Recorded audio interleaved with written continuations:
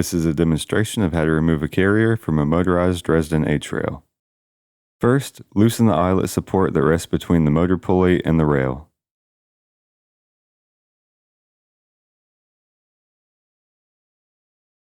Remove the eyelet support, remove the carrier, and you can either adjust the twist and stop in your other carriers now or after you reinsert the eyelet support.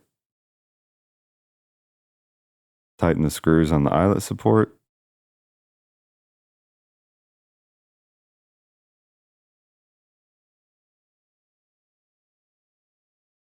And if you haven't done so yet, reinsert the twist and stop.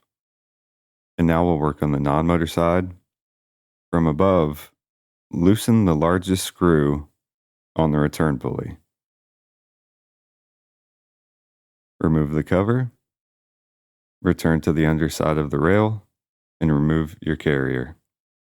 Adjust your twist and stop and other carriers either now or after replacing the cover, and tighten in the screw.